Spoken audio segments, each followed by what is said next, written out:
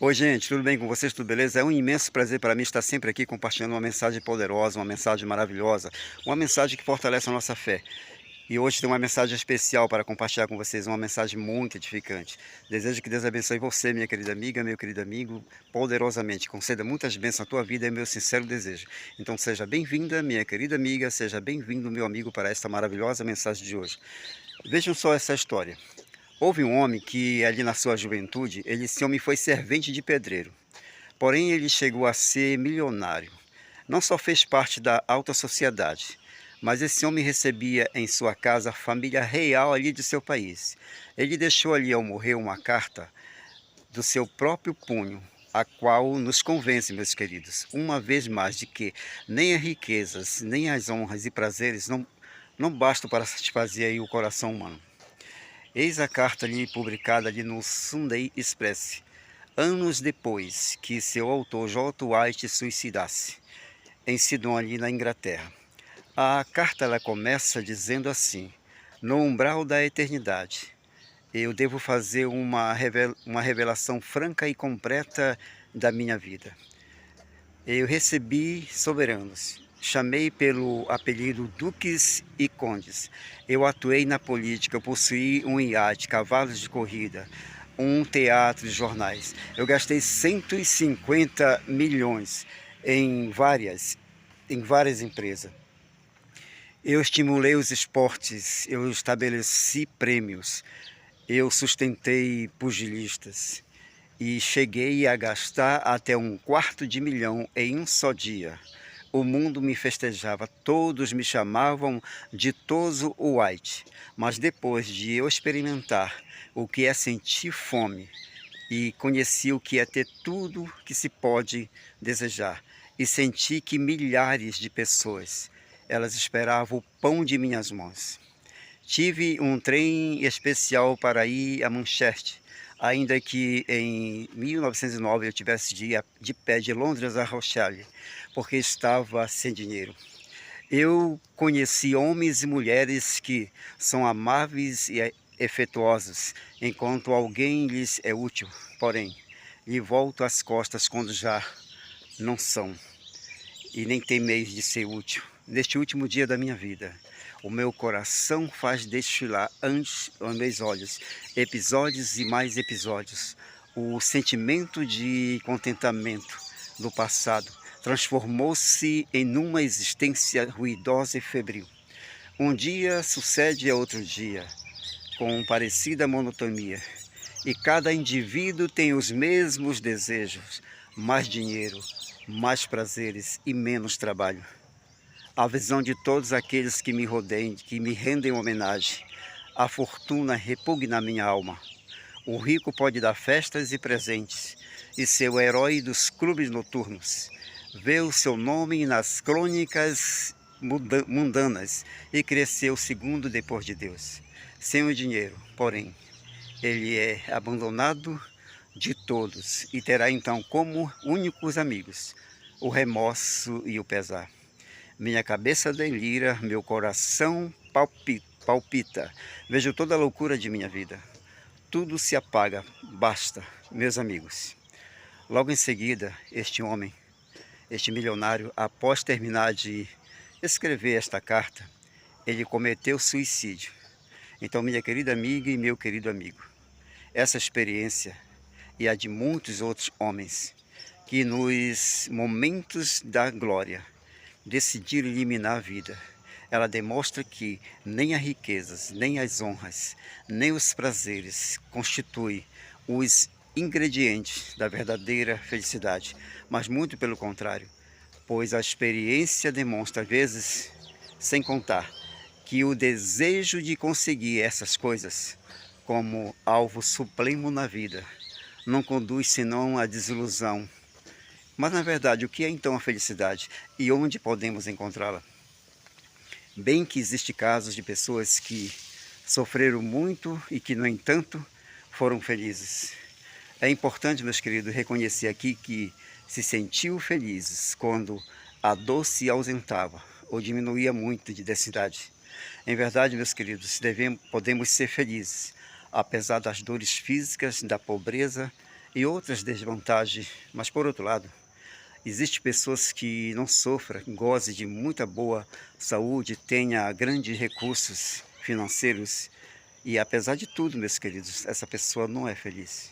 Então chegamos, portanto, a esta conclusão. Ser feliz é você estar bem como você pode estar e você saber reconhecê-lo. A felicidade, meus queridos, ela implica, pois, no exercício são de nossas faculdades físicas, mentais. Por isso, é impossível fazer um estudo da felicidade sem abordar aí o tema da saúde mental. E o que é saúde mental? É realmente necessária para a felicidade? Para evitar a dor, nós devemos, meus queridos, ter saúde física, que vale dizer, saber cuidar do corpo.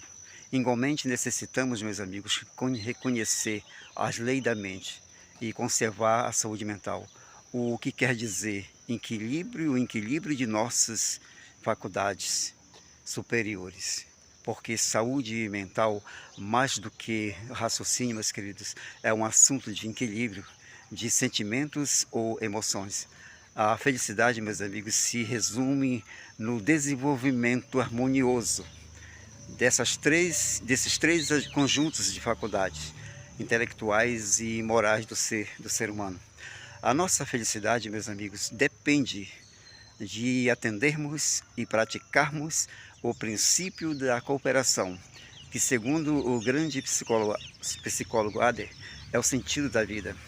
E dizer que não podemos ser felizes sendo egoísta. O desenvolvimento, meus queridos, de nossas faculdades, elas devem harmonizar-se com o desenvolvimento e funcionamento das faculdades de nossos semelhantes. Ninguém vive, meus queridos, para si. A grande regra áurea de fazer aos outros como queremos que nos façam. Ao grande mandamento de amar ao próximo como a si mesmo. A verdade é que não podemos ser felizes sozinhos. Unicamente o somos quando são outras pessoas também. Ninguém, meus queridos, que espera que os outros o façam felizes, será. Ele só será feliz, porém, quando procurar fazer outras pessoas felizes. Não há paradoxo nisso. O desejo de fazer outros felizes e ser sincero não emana senão do amor. E quem tem amor já é feliz. A maior fonte das desgraças no casamento, ela tem como causa a incompreensão, meus amigos, de tão geral dessas leis da vida. Muitíssimos homens e mulheres, meus amigos, com efeito, eles se casam para ser felizes, mas conseguem ser felizes unicamente os que assumem a responsabilidade da vida matrimonial com o firme propósito de fazer feliz a seu companheiro e seus filhos. Dizer isto não é pecar contra o romantismo, mas da pura verdade. Dificilmente, meus queridos, podemos elevar-nos aos prazeres sublimes do espírito se o nosso corpo ele está ali sofrendo dores e desequilíbrios físicos ou má saúde. Por outro lado, para gozarmos de boa saúde, é necessário exercício da mente. O homem ou a mulher normal, ele encontra prazer em ingerir a comida que refará as forças gastas no trabalho. Quanto maior for a necessidade, tanto maior será o prazer que acompanha, meus queridos, o ato de supri-la. Imaginemos, por exemplo, o prazer que experimentamos ao beber um copo de água fresca, depois de uma caminhada de algumas horas por estrada poeirenta sob o sol abrasante. Este prazer, meus queridos, advém de uma função muito simples e prosaica. Porém, pode-se dizer que, nesse momento, poder aplacar a sede contribuiu para a nossa felicidade. Enquanto sofrer sede significa angústia e infelicidade. Logicamente, não quer dizer isto que a felicidade consista no comer ou no beber, bem em cuidar que haja perfeito desempenho das múltiplas funções do nosso corpo. O ser humano, meus queridos, ele foi dotado de faculdades superiores, as do intelecto e a do espírito, e as satisfações que proporciona o uso delas constitui um equilíbrio que o distingue do resto da criação e faz de sua felicidade uma condição invejável. A maioria das pessoas, ao pensar em prazer, elas pensam apenas nos gozos sensuais que são efêmeros, enquanto a felicidade, para merecer este nome, ela deve ser duradoura. Por serem os prazeres, meus queridos, intelectuais e espirituais, os únicos estáveis em seus efeitos, e porque dependem diretamente de nossa vontade perpetuá-los, renová-los e reproduzi-los constantemente, constitui, meus queridos, uma parte da felicidade muito mais importante que a representada pelos prazeres físicos. A felicidade, ela vem a ser um estado de ânimo, uma disposição de nosso espírito, mais do que um conjunto de circunstâncias em que nos vejamos situados na vida. Diríamos, pois, que a felicidade é uma atitude mental, um sentimento de paz, uma série de momentos prazenteiros, cuja busca depende, meus amigos, de nós mesmos. Quanto mais elas ocorrem em nossa vida, estes momentos de prazer, tanto melhor firmada está a nossa felicidade. Podemos até chegar a adquirir o hábito de ser felizes. Não se pode, meus queridos, ressaltar demasiadamente a importância das coisas pequenas e da atitude mental. Na felicidade é necessário, porém, que nos ponhamos em guarda contra a tendência de fazer do prazer o critério único do que seja a felicidade. Porque pode haver, meus queridos, também prazeres maus e que em nada contribuem para nos proporcionar a real felicidade. Pode acontecer até inversão do juízo e mesmo das emoções.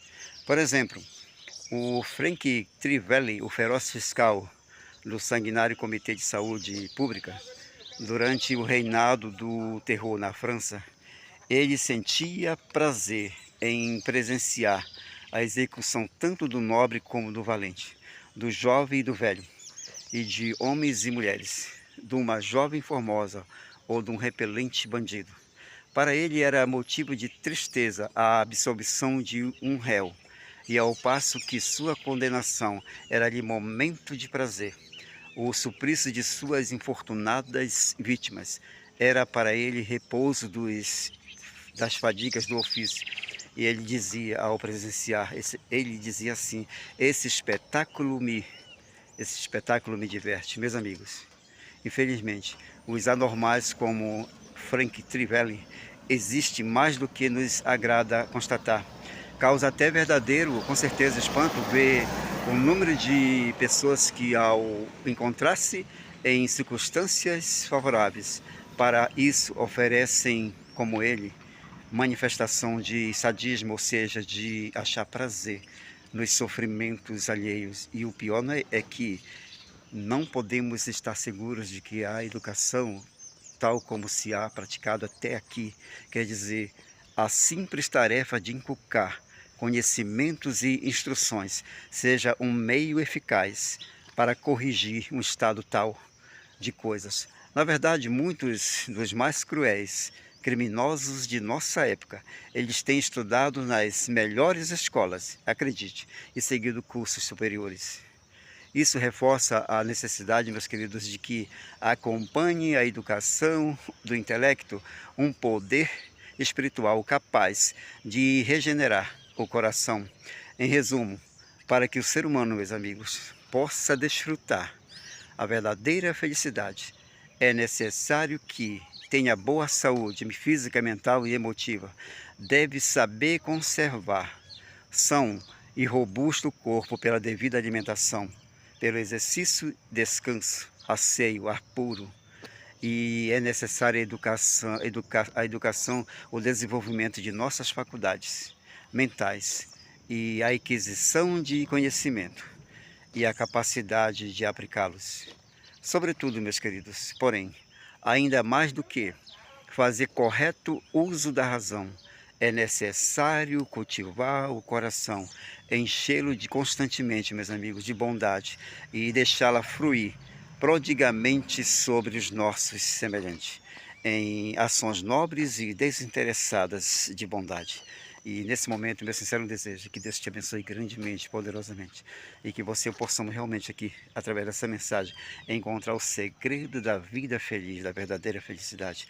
Gente, um grande abraço. Desde já eu peço que você compartilhe essa mensagem com a tua família, com teus amigos, no teu grupo.